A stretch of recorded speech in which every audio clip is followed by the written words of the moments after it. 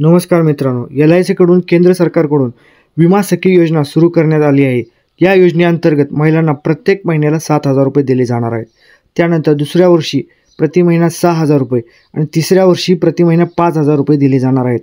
तसेच या व्हिडिओमध्ये आपण विमा सखी योजनेचे उद्दिष्ट काय आहे, या योजनेसाठी पात्रता काय आहे, या योजनेचा लाभ काय आहे, या योजनेला कागदपत्रे काय काय लागणार आहेत, या क्षेत्रामध्ये कोणकोणत्या संधी आहेत हे आपण या व्हिडिओमध्ये बघणार आहे। तत्पूर्वी चॅनलवर जर नवीन असाल तर अशाच नवनवीन माहितीसाठी चॅनलला सबस्क्राइब करा आणि व्हिडिओला लाईक करा। चला तर मग व्हिडिओ सुरू करूया। पहिल्यांदा आपण विमा सखी योजना 2024 काय आहे हे बघूया। विमा सखी योजना 2024 हा एक सरकारी उपक्रम आहे, ज्याचा मुख्य उद्देश महिलांना रोजगार उपलब्ध करून देणे आणि त्यांना स्वावलंबी बनवणे हा आहे। या योजनेत विमा सेवांचा प्रचार आणि जनजागृती मोहिमेत महिलांचा समावेश केला जाणार आहे। सरकारी योजना सर्वसामान्यांपर्यंत पोहोचवण्यासाठी या महिला विमा प्रतिनिधीप्रमाणे काम करतील। या योजनेत सहभागी होण्यासाठी महिलांचे वय 18 ते 70 वर्षे असावे लागते। आता आपण विमा सखी योजना मुख्य उद्दिष्ट काय आहे ते बघूया। महिलांना रोजगाराच्या संधी उपलब्ध करून देणे, ग्रामीण भागात विमा योजनांबाबत जागृती वाढवणे, महिलांची आर्थिक स्थिती सुधारणे, कुटुंबांना विमा सेवांचा लाभ देणे ही मुख्य उद्दिष्टे आहेत। विमा सखी बनण्याची पात्रता आपण पाहूया।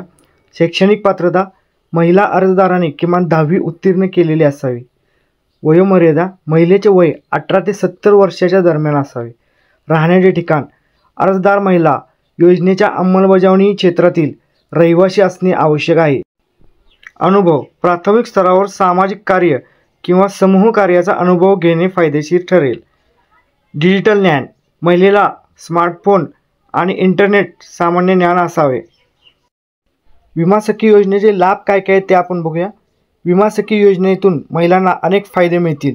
मासिक उत्पन्न, योजनेअंतर्गत निवडलेल्या महिलांना दरमहा 7,000 रुपये दिले जातील। रोजगाराची संधी, महिलांना रोजगाराच्या नवीन संधी मिळतील। प्रशिक्षण सुविधा, महिलांना विमा योजना आणि डिजिटल कामासाठी मोफत प्रशिक्षण दिले जाणार आहे। सामाजिक सक्षमीकरण, महिलांना समाजात एक नवीन ओळख मिळेल। आर्थिक स्वातंत्र्य, ही योजना महिलांना स्वावलंबी होण्यास मदत करेल। प्रशिक्षण आणि स्टायपेंड, या योजनेत सहभागी होणाऱ्या महिलांना 3 वर्षाच्या प्रशिक्षण कार्यक्रमात भाग घेण्याची संधी मिळते। या प्रशिक्षणादरम्यान त्यांना विमा क्षेत्रातील आवश्यक कौशल्ये शिकवली जातात। पहिल्या वर्षी 7,000 रुपये प्रति महिना, दुसऱ्या वर्षी 6,000 रुपये प्रति महिना, तिसऱ्या वर्षी 5,000 रुपये प्रति महिना। हे स्टायपेंड महिलांना त्यांच्या आर्थिक गरजा पूर्ण करण्यास मदत करते। आता आपण विमा सखी योजनेसाठी कोणकोणती आवश्यक कागदपत्रे आहेत ते बघूया। विमा सखी योजनेसाठी अर्ज करताना खालील कागदपत्रे आवश्यक आहेत। आधार कार्ड, निवास प्रमाणपत्र, बँक खाते तपशील, पासपोर्ट आकाराचा फोटो, मोबाईल क्रमांक, शैक्षणिक प्रमाणपत्रे ही कागदपत्रे आवश्यक आहेत।